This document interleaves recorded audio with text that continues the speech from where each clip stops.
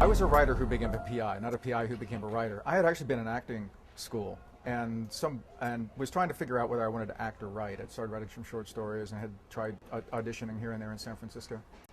And two friends of mine who were in acting school were actually working for this PI firm. One is a receptionist and one is a stringer. And they said, well, if you want to write, you can't beat this place for material. And that was an understatement. So I bugged them. They said I was the most persistent applicant they'd ever had.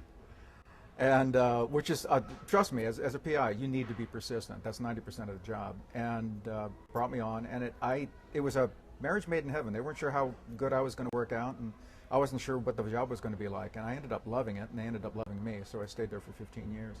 That's what the job really gave me, much as it gives, journalists who write novels, is you see so much more of the world than other people do. You see so much more of people.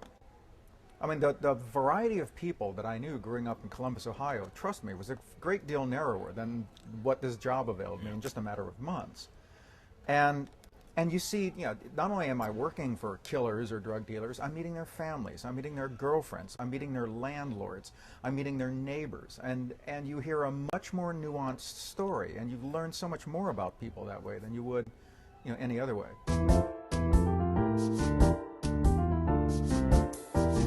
The best drama is always good versus good. And I think even if you have, your nemesis is evil or is a bad guy, you have to love him. I mean, you have to defend his position. That's every character is the hero of his own narrative. And that's what you as the writer have to own. I allow for mistakes. Sometimes people just screw up royally, and then they're trying to dig themselves out of it. And the other thing I do a lot of times to make my villains or my nemesis more credible is I make them middle management. So, they're answering to somebody else, and everybody who's ever been squeezed like that, who's got an underling who's screwing up and the boss is going to, come down on them because of what the underling's doing. I mean, almost everybody can relate to that. And so I never make them the ultimate bad guy. And as a result, my moral universe is always one in which you get a sense that whatever wrongdoing is going on, it's going to continue past the book. So, and I think that pretty much defines our existence. I mean, I don't care how many bad guys you kill. You know that you're not going to clean up the world's sin in your lifetime. So, it's in my fiction universe, I try to be true to that.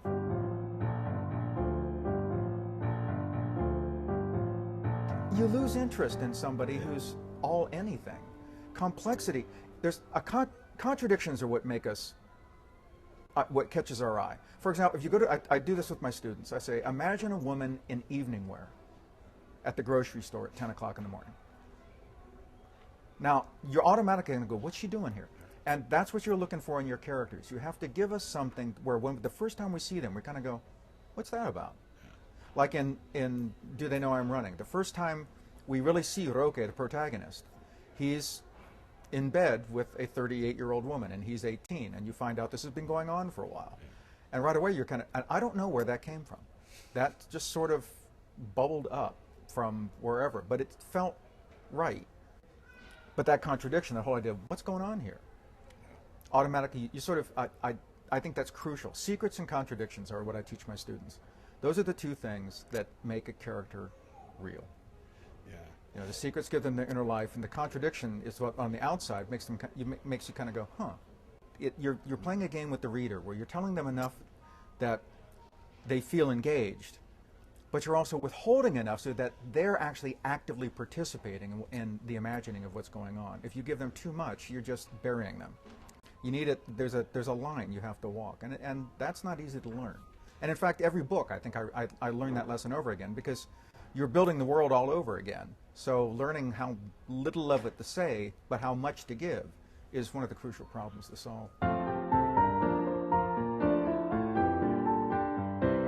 Writing is a lot like falling in love. And just like Woody Allen said in Play It Again, Sam, you can't get somebody to love you by trying to be somebody other than you are. You just have to be who you are and let the chips fall where they may. You write what you can write. You try to do as well as you can, and you will find readers.